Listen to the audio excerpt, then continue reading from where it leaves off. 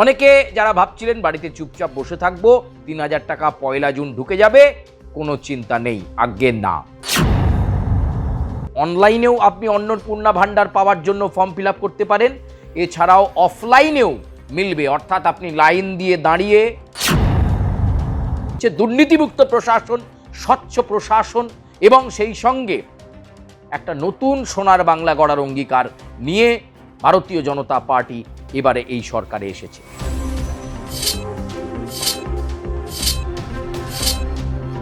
নমস্কার প্রিয় দর্শক, আমি সুচারু আপনাদেরকে স্বাগত জানাই আজকের দাদা দিদির রাজনীতির এই প্রতিবেদনে।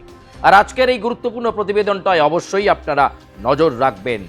গুরুত্বপূর্ণ প্রতিবেদন এই কারণে নজর রাখতে বলছি, আপনারা যদি এই প্রতিবেদন মিস করেন তাহলে অনেক কিছু মিস করতে পারেন।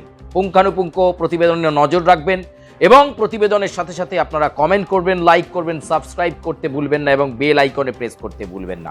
আজকে সরাসরি যে প্রতিবেদনে আমরা চোখ রাখবো সেটা রাজনৈতিক প্রতিবেদন নয়, একেবারে সরকারের সিদ্ধান্তের কথা আপনাদেরকে জানাবো। আপনারা জানেন যে মুখ্যমন্ত্রী শুভেন্দু অধিকারী তিনি ইতিমধ্যেই প্রশাসনিক বৈঠক করেছেন এবং সেই প্রশাসনিক বৈঠকের পর গুরুত্বপূর্ণ বার্তা দিয়েছেন রাজ্যের মুখ্যমন্ত্রী শুভেন্দু অধিকারী। এবং সেই গুরুত্বপূর্ণ বার্তা কি, সেই বার্তা যদি আপনি মিস করে গিয়ে থাকেন তাহলে কিন্তু অনেক কিছু মিস করে যেতে পারেন। বার্তাটা ঠিক কি আজকে প্রতিবেদনের আকারে আপনাদের সামনে তুলে ধরবো। শুভেন্দু অধিকারী রাজ্যের মুখ্যমন্ত্রী যখন এই বার্তা দিচ্ছিলেন, ঠিক তার পাশে দাঁড়িয়েছিলেন রাজ্যের আরেক মন্ত্রী অগ্নিমিত্রা পাল, ছিলেন আরও অনেকে, অশোক কীর্তনিয়া, এমনকি ছিলেন বিভিন্ন জেলার উঁচু স্তরের বিজেপি নেতারা। তাদের উপস্থিতিতে গুরুত্বপূর্ণ ঘোষণা দিলেন রাজ্যের মুখ্যমন্ত্রী শুভেন্দু অধিকারী। অনেকে যারা ভাবছিলেন বাড়িতে চুপচাপ বসে থাকবো, ৩,০০০ টাকা ১ জুন ঢুকে যাবে, কোনো চিন্তা নেই, আজ্ঞে না। আপাতত রাজ্যের মুখ্যমন্ত্রী শুভেন্দু অধিকারী গুরুত্বপূর্ণ ঘোষণাটা করে দিলেন। ১ জুন ৩,০০০ টাকা আপনাদের অ্যাকাউন্টে ঢুকছে না। কবে ঢুকবে, কবে পাবেন?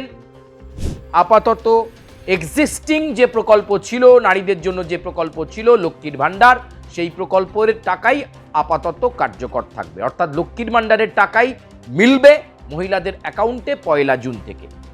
তাহলে অন্নপূর্ণা ভাণ্ডারের কি হলো বলছি শুভর করুন, গোটা ভিডিওটি দেখুন। আপনাদের কাছে শুধু ইনফরমেশন ডেলিভার করব আমরা এবং পুঙ্খানুপুঙ্খ তথ্য বিশ্লেষণ। মুখ্যমন্ত্রী শুভেন্দু অধিকারী ঘোষণা করেছেন অন্নপূর্ণা যোজনার সুবিধা বা এই প্রকল্পের সুবিধা পাওয়ার জন্য সবাইকে ফর্ম ফিল আপ করতে হবে। কারণ ফর্ম ফিল আপ যদি না হয়, যদি আপনি ফর্ম ফিল আপ না করেন, তাহলে কিন্তু আপনি অন্নপূর্ণা ভাণ্ডার প্রকল্পের যে সুবিধা সেটা গ্রাহক হিসাবে পাবেন না, অর্থাৎ ৩,০০০ টাকা পাবেন না। কবে থেকে ফিল আপ করবেন, কবে ফর্ম বেরোচ্ছে?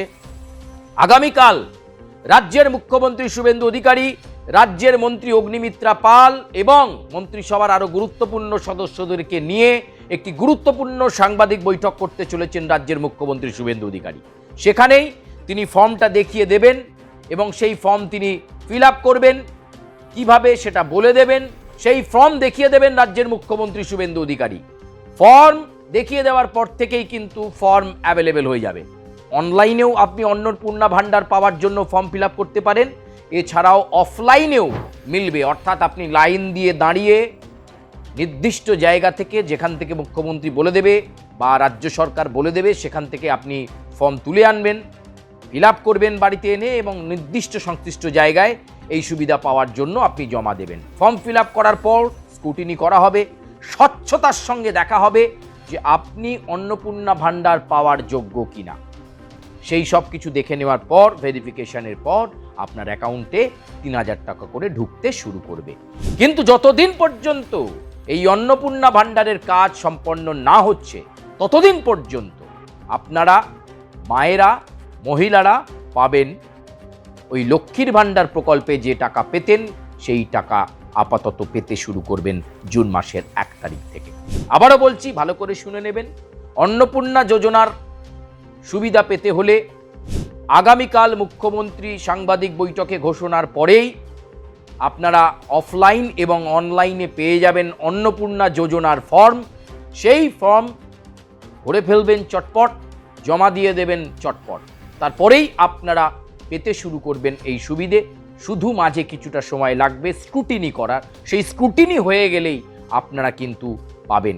কারণ মুখ্যমন্ত্রী শুভেন্দু অধিকারী ঘোষণা করেছেন যে স্বচ্ছতা দরকার, নিশ্চয়ই নারীদের জন্য এই প্রকল্পকে তারা গুরুত্ব দেবেন। অন্নপূর্ণা ভাণ্ডারের মতো যে প্রকল্প, তারা যে কমিটমেন্ট করেছিলেন সেটা মহিলাদের জন্য যাবে, কিন্তু ভেরিফিকেশনের দরকার রয়েছে, স্বচ্ছতার দরকার রয়েছে, দুর্নীতিমুক্ত প্রশাসন, স্বচ্ছ প্রশাসন এবং সেই সঙ্গে একটা নতুন সোনার বাংলা গড়ার অঙ্গীকার নিয়ে ভারতীয় জনতা পার্টি এবারে এই সরকারে এসেছে।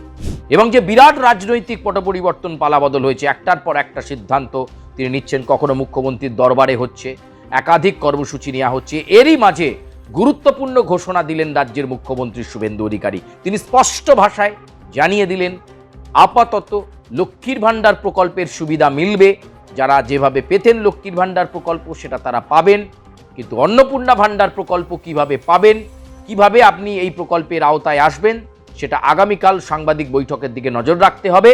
এবং মুখ্যমন্ত্রীর সাংবাদিক বৈঠকের পর থেকেই ফর্ম ফিল আপের প্রক্রিয়া কেমন হবে, কোথায় কোথায় গেলে আপনি ফর্ম সংগ্রহ করবেন, কার কাছে সেই সংশ্লিষ্ট ফর্ম জমা দিতে হবে, কিভাবে জমা দিতে হবে, ইনিশিয়াল ডকুমেন্ট কি লাগছে ফর্মগুলোতে, সেই বিষয়গুলো নিয়ে আগামীকাল কিন্তু দিশা দেখাবেন রাজ্যের মুখ্যমন্ত্রী শুভেন্দু অধিকারী। প্রিয় দর্শক, আপনারা পুঙ্খানুপুঙ্খভাবে এই প্রতিবেদন নিশ্চয়ই দেখেছেন। আগামীকালের অপেক্ষা শুধু থাকবে।